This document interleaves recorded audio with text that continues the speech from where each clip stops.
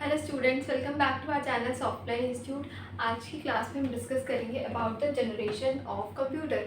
Computers की generation के बारे में हम डिस्कस करेंगे कि कौन से जनरेशन फर्स्ट थे, देन सेकंड कौन से जनरेशन आए, कौन से ईयर में आए, then third, then fourth and then fifth generation के बारे में हम बात करेंगे। What are the computer generations? So first generation computer की 1940 से लेकर 1950s के अराउंड में रहती है, 1940 से 1950s, जिसमें कि it is vacuum tubes based. These computer used vacuum tubes as their main electronic component. ये क्या कर रहे थे? वैक्यूम ट्यूब को यूज कर रहे थे as a main electronic component को यूज कर रहे थे। Large, hot and unstable. Vacuum tubes control the flow of electricity but very large, hot and unstable. तो जो वैक्यूम ट्यूब्स थे ये कंट्रोल तो कर रहे थे इलेक्ट्रिसिटी के फ्लो को, but it was very large, hot and unstable. Huge size. These computer were huge, often filling entire rooms. ये जो computers थे ये काफ़ी ज़्यादा बड़े साइज में थे, often filling the entire rooms, जो space को काफ़ी ज़्यादा यूज़ करते थे। High consumptions, they consumed a lot of electricity and produces a lot of heat. इसमें heat भी बहुत ज़्यादा produce होती थी और electricity का use भी यहाँ पर काफ़ी ज़्यादा हुआ करता था। Some examples of these computers are given here. They performed simple calculation and basic data processing. For scientific and military purpose, programming was done using machine language which was very hard, जो कि काफ़ी ज़्यादा hard हुआ करती थी, ठीक है। So this is the first generation and limitations. Here are some limitations also, like the slow speed of computer, very expensive, large size and high heat energy. ये सारे ये क्या थे जो first generation आई कंप्यूटर की 1940s से 50s की, उसके बीच का ये वाला सेक्शन रहता है हमारा। Next one, second generation of computer 1956 to 63। Second generation की अगर हम बात करें तो सेकेंड जनरेशन हमारे रहती है transistor based. Transistor based generation में अगर हम बात करें तो हमारे पास यहाँ पर गिवन है, these computers replaced vacuum tubes with transistors. तो वैक्यूम ट्यूब्स को हमने क्या कर दिया? रिप्लेस कर दिया। किससे? ट्रांजिस्टर से हमने इसको रिप्लेस कर दिया। Transistors were much smaller, faster and reliable than vacuum tubes. अब जो ट्रांजिस्टर्स थे वो काफ़ी ज़्यादा स्मॉल हुआ करते थे, फास्ट स्पीड उनकी प्रोसेसिंग काफ़ी फास्ट थी और रिलायबल थे किससे ज़्यादा? वैक्यूम ट्यूब से ज़्यादा। They use less power and produce less heat. Improvements क्या क्या हुई? बिकॉज जो हमारे वैक्यूम बेस थे फिर वो कन्वर्ट हो गए किसमें? ट्रांजिस्टर बेस में। Faster processing, smaller size, more reliable and use assembly language, early high level languages like languages हमें given है।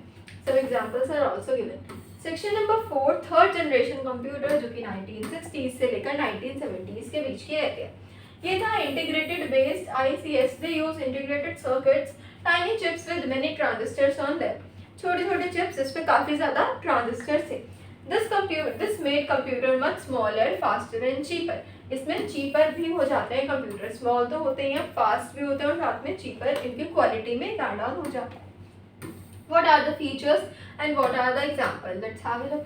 Features: more powerful computing, support for multi-programming, running multiple programs at once, improved reliability and used high-level programming languages. Because they were very cheaper and faster, computers became more common in businesses. तो businesses में काफ़ी ज़्यादा common ये हो गए थे। Section number 5 is fourth generation of computers. So we have read about first generation, second and third. So the fourth generation of computers is 1970s to 90s, 80s and present. Microprocessor based. This generation uses microprocessor, a single chip that contains the whole CPU. Personal computers, microprocessor allowed the development of personal computer, PCs, laptops and small devices. 1970s to 1980s. Okay. Then faster and efficient यहाँ पर ही है, faster और efficient, much faster and efficient working में, user friendly interfaces and graphical user interfaces, GUIs and like Windows यहाँ पर रहता है। Section number 6 is the fifth generation of computer, presently and future. तो जो हमारी प्रेजेंट है, प्रेजेंट हम जिस जनरेशन में है और जो फ्यूचर की जनरेशन है वो हमारी अभी फिफ्थ जनरेशन ऑफ कंप्यूटर चल रही है, which is based on artificial intelligence based and human language and key technologies. It focus on making computer smarter using artificial intelligence. तो AI का यूज होकर अब कंप्यूटर्स के टेक्नोलॉजी में बनाई जा रही हैं। Human language understanding, these computers try to understand human language, learn from experience, solve complex problems. Technology include voice recognition, robotics and natural language processing and quantum computing. तो quantum computing भी हमें पता है ये हमारे आने वाली जनरेशन में भी लॉन्च हो जाएंगे। अभी हम यूज़ कर रहे हैं अपने ट्रेडिशनल क्लासिकल कंप्यूटर्स को। Next one and the last one is the summary. First generation, then second generation, then third generation, fourth generation, and our fifth generation to our future generation. Okay. Each generation brought huge improvement in size, speed, cost and capabilities. So her generation काफ़ी ज़्यादा improve होने लगी इन सभी segments में and yes. So this is all about our today's class, जिसमें कि हमने cover किया कंप्यूटर्स और उनकी जनरेशन्स के बारे में।